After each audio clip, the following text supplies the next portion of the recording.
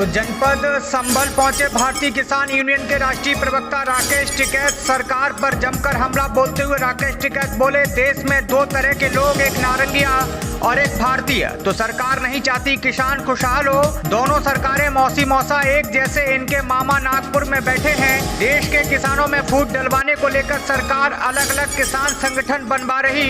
बिजली और कीमत और MSP को लेकर एक बड़ा आंदोलन होगा। तो राकेश टिकैत का ये बड़ा बयान, आंदोलन में अराजक तत्व को लेकर बोले, सरकार सबसे बड़ी अराजक है। सरकार हारे हुए को दे देती है जीते हुए का प्रमाण पत्र। निजी कार्यक्रम में शामिल होने पहुंचे राकेश टिकैत ने बैजू कोतवाली में दिए उपरोक्त बयान। तो ये बड़ी खबर संभल से आपको बता दें, भारतीय किसान यूनियन के राष्ट्रीय प्रवक्ता राकेश टिकैत ने सरकार पर जमकर हमला बोलते हुए कहा कि देश में दो तरह के लोग, एक नारंगी और एक भारतीय। सरकार नहीं चाहती कि किसान खुशहाल हो और देश में किसानों में फूट डलवाने को लेकर सरकार अलग अलग संगठन बनवा रही।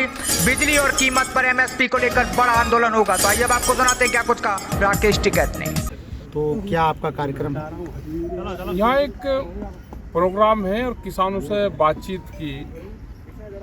यहाँ की जो समस्याएं हैं, खास करके अभी फसल भी आने वाली है। आज भी सरकार का यह है कि अब की बार गेहूं कम खरीद होगी।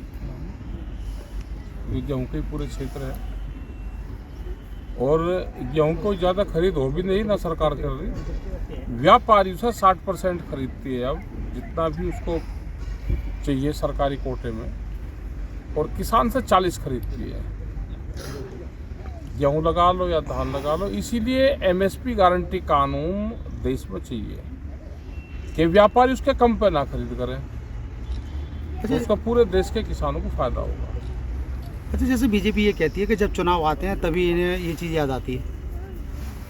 वो तो उनको तो कहना कुछ ना कुछ, वे कहे क्या नहीं रहे तो सबको कह रहे। अच्छा, मतलब 3 साल से हम लग रहे कहने, वो समझ में नहीं आई।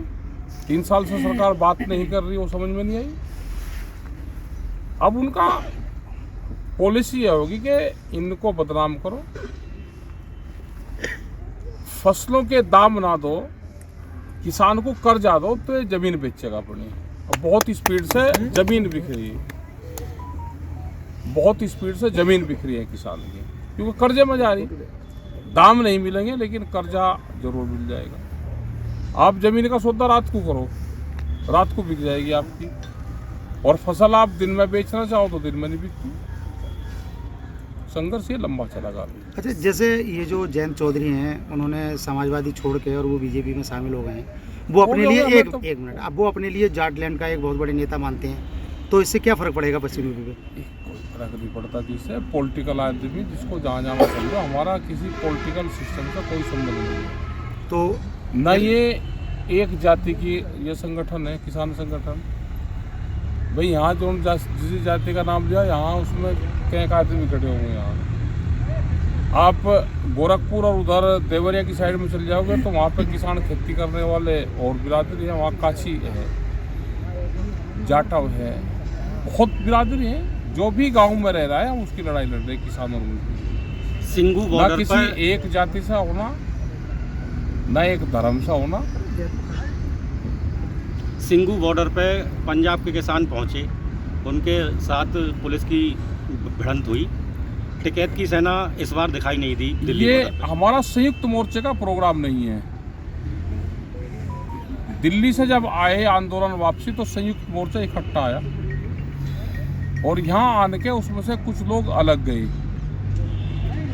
जिन्होंने कॉल दी है वे वहाँ पे सरकार से बातचीत भी कर रहे हैं। हमने 6 मेंबरी एक कमेटी बनाई है संयुक्त मोर्चे ने। ये जो तालमेल कमेटी है कि उनसे बातचीत और तालमेल करें। अभी अगर कॉमन प्रोग्राम होगा तो सब लोग जाएंगे। अच्छा, जैसे बीजेपी की सरकार है नीचे भी और ऊपर भी, तो वो जब आपकी इच्छा अनुसार किसानों को भला नहीं कर रही है, तब आप आगामी चुनाव में क्या फर्क डालेंगे? चुनाव में तो कोई भी नहीं फर्क डाल रहे। हमारा चुनाव से संबंध नहीं है। बहुत लोग वे हैं कि जो सरकार को वोट करता है और आंदोलन में हमारे साथ रहता है। हमें आंदोलन वाले लोग चाहिए।